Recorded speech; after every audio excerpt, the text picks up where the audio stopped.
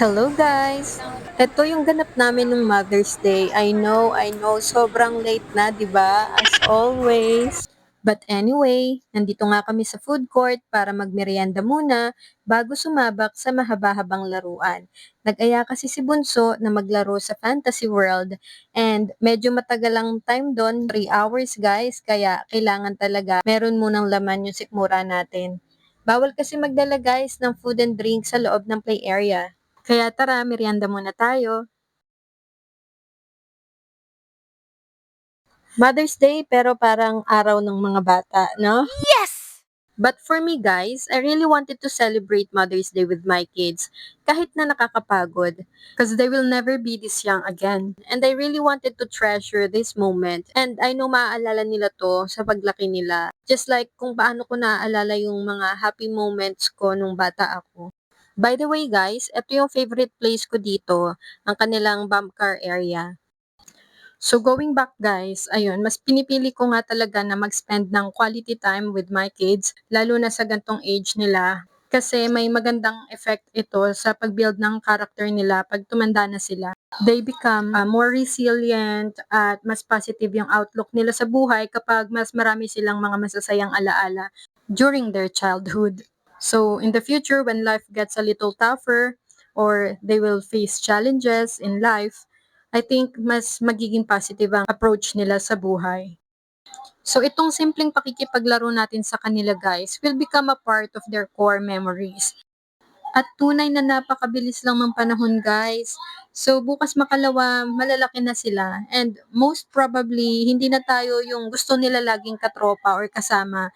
Kaya habang tayo pa yung mundo nila, samantalahin na natin guys. Pag may pagkakataon, makipaglaro tayo sa kanila. But of course, we have different situations and different priorities in life. There are plenty of ways para i-celebrate yung araw na to. Actually, we don't need this specific day. So we can celebrate Mother's Day at any time. And I'm not saying that this is the right way or ito yung best way to celebrate it. Others might choose to spend this whole day for themselves, to pamper themselves, to have a break, take rest, and that's totally fine.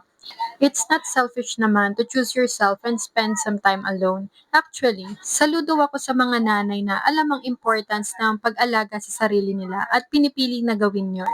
So they could recharge and be at their best shape para na rin mas maalagaan nila ang family nila.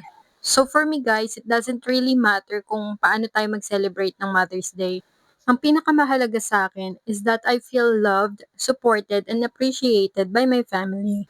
At para sa ating lahat ng mga nanay na ginagawa ang best natin, we all deserve to be celebrated, not just today but in every moment we could. And after 2 hours of playtime, sumuko na nga si Bunso guys. Napagod na siya. Kaya nag-decide na kami na humanap ng makakainan. And dito nga kami nag-dinner sa Churumaru, Udon and Tempura. Hindi gaano kalakihan ang dining area nila guys, pero comfortable naman. And dahil nga Mother's Day, puno rin halos lahat ng restaurants. Mabilis nga lang din na-serve ang order namin guys at tamang-tama kasi gutom na talaga kami. Nasarapan kami sa food at na-enjoy namin ang dinner. Hindi na rin kami gaanong nagtagal kasi ang dami pang customers na naghihintay ng table. And just like that, the day was over. Pagod pero na-enjoy ko ang simple Mother's Day celebration namin.